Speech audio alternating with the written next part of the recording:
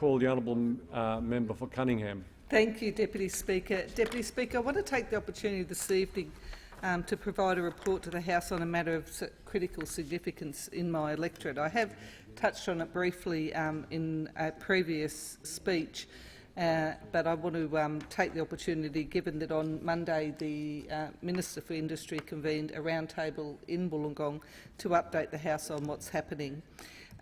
This, of course, relates to the very difficult circumstance we face as a community with the Bluescope steel company having made it clear in public forums now, post their ASX statement, that they're faced with two options to remain viable in the steel production area into the future.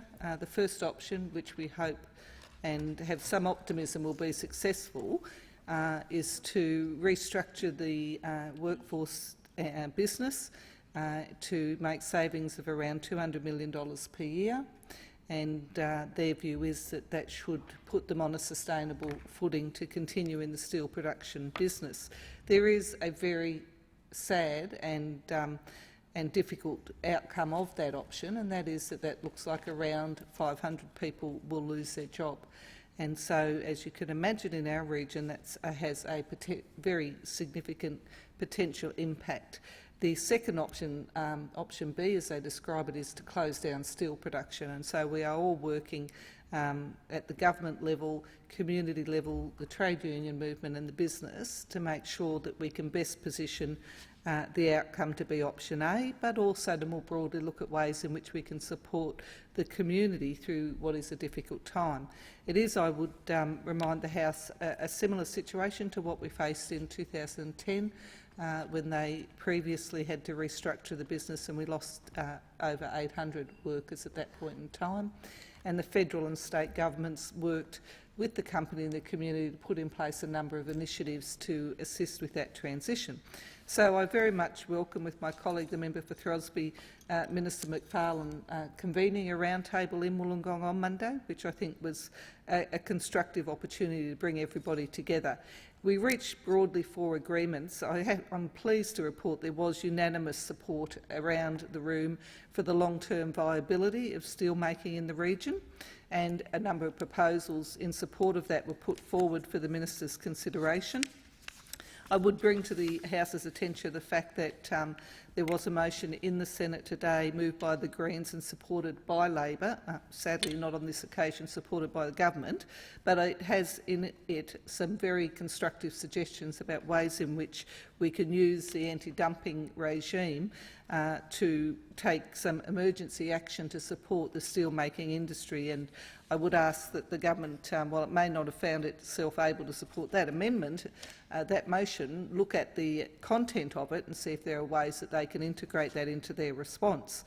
There was also a commitment to the long-term diversification of the regional economy. This is something that has been ongoing. It's something I think we've been very successful at, but I think we need for continued support by all levels of government in that process, and that could include projects such as the expanded use of the port, and I want to acknowledge the work of the Senator Fierravanti-Wells that we've been able to in a bipartisan way support around opportunities for defence activity at the port.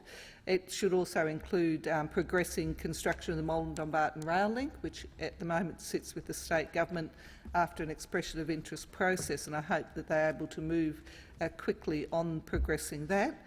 It's also obviously critically important that we provide assistance to those workers who are going to be made redundant. And one of the things we've asked the Minister to talk to the Employment Minister about is reinstating the local employment coordinator, because that job can work very effectively to assess the skills and abilities of the workforce who are being displaced, the job opportunities in the community and the appropriate training and extra support needed to transition those workers into the new opportunities. We also asked the Minister to talk to the Minister for Communications.